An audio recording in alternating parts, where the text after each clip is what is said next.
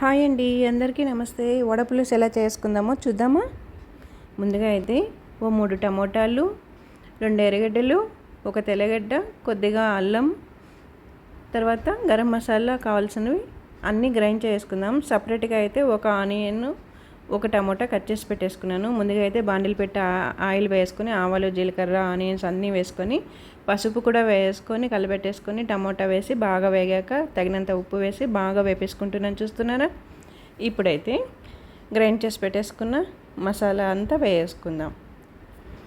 మసాలా అంటే మసాలా కొంచెమే వేసామండి. అందులో మనం గ్రైండ్ చేసింది ఎక్కువగా టమోటా, ఆనియన్ మాత్రమే ఎక్కువ గ్రైండ్ చేసామన్నమాట. ఎందుకంటే కర్రీ కావాలి కాబట్టి. చూసారా, బాగా వేపేసుకున్నాం కదండి. ఇప్పుడు కారపొడి వేసుకుందాం. 2 స్పూన్స్ కారపొడి, 2 స్పూన్స్ ధనియా పౌడర్.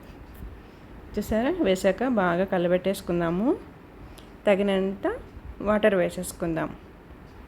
మనకి గ్రేవీకి ఎంత కావాలో అంత వాటర్ వేసుకుందామండి. ఇదైతే కొంచెం లిక్విడ్గానే ఉండాలి, ఎందుకంటే వడ వేసాక అది బాగా పీల్చేసుకుంటుంది కదండి, అందువల్ల లిక్విడ్గా ఉండాలి. ఇందులోనే కరివేపాకు, కొత్తిమీర వేసుకుంటున్నాను. ఇదిగో చూసారా, వడలు ఇంట్లోనే చేసుకున్నానండి నేను ఇవి.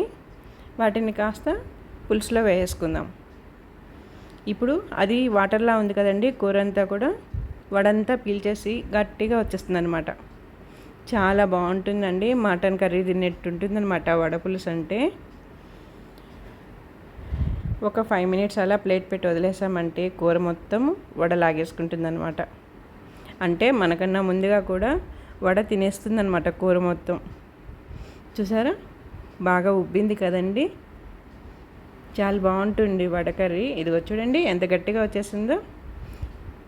వడ కర్రీ రెడీ అయిపోయింది. ఇంకా రైస్లోకి పెట్టేసుకొని తినేయడమే. రోటీకి, రైస్కి చాలా బాగుంటుంది. ఈ వీడియో మీకు నచ్చినట్లయితే కానీ నా ఛానల్ సబ్స్క్రైబ్ చేసుకోండి, లైక్ కొట్టండి, ఇంకా బాగా నచ్చితే షేర్ ఇవ్వండి. చూసారా, అన్నీ బాగుంది, ట్రై చేయండి.